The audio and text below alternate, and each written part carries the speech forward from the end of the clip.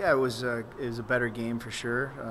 Had a good game plan going in, and we held them to under 30 shots. Highest scoring team in the league. So it was a good night. We played a good defensive game, and put it to overtime, and came up short in the shootout. You've been through down cycles in your career as a player and a coach. What's the key to fighting through these tough times?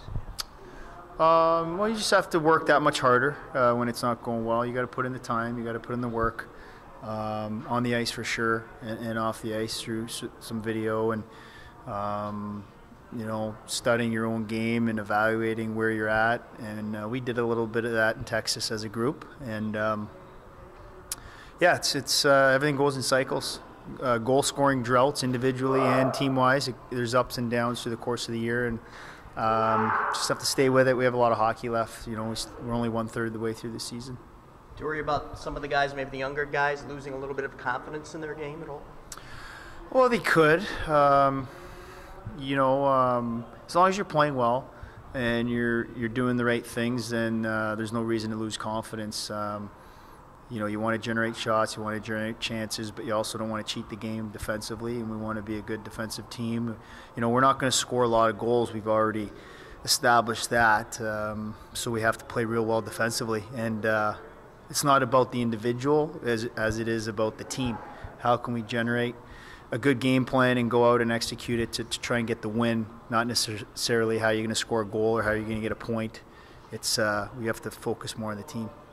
What do you see that on the ice that's encouraging right now? We just finished a 5-game segment. We had more chances in those 5 games than the opposition. That's encouraging. We haven't taken a lot of penalties. That's encouraging. We're playing with discipline. I think our penalty kill was we have a little more structure to it. We've changed a little bit, and it was better on the weekend for sure. So there's some positives. There's been positives all year. We just haven't got the results. How big is this week off to kind of get the guys, recharged mentally, physically, before you have another game on Saturday? Yeah, it's good. You travel back from Texas. It's a long trip. Luckily, we got home without any flights being canceled.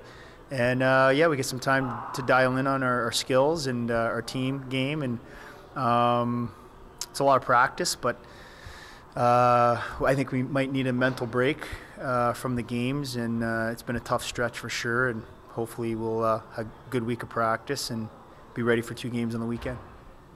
Are there major adjustments of any sort that you're contemplating with lines or personnel, or just how you do things? Well, we've healthy scratched and sat out a lot of guys this year, so you can only sit them out so many times, and you're trying to look for a response and wake them up a bit and get the most out of them. We've had some high-end players, some guys that have played in Rockford 2-3 years sit out.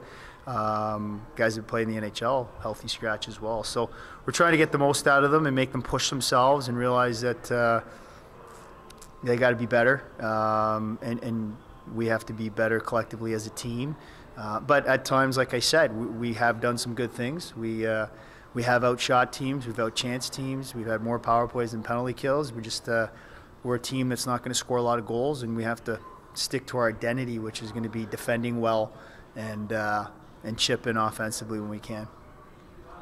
Is there a flu bug or something running through the team right now? I heard PC was out today. Anyway. Yeah, I'm not sure. It's that time of year, right? It starts to get cold, weather changes, riding the buses, doing that type of thing. So I don't think it's crazy epidemic in the room right now, but I think a few guys might have something. Goalie situations, out of your control largely. How is that settling in, and is it shaping up to be a factor in how you're moving forward? Without Lars, there's some opportunity there for someone to step up, and we need good goaltending for sure. First game in Texas, I wouldn't blame that game on the goalies. There were 8 goals against, but they didn't get a lot of help. There was a breakaway. There's a 2-on-1. There's a backdoor power play goal that was an open net. So, but yeah, it'd be nice to to clamp down, and Mac did a good job Saturday. We only gave up the one goal, and so it's basically whoever's playing best right now is going to get the nod.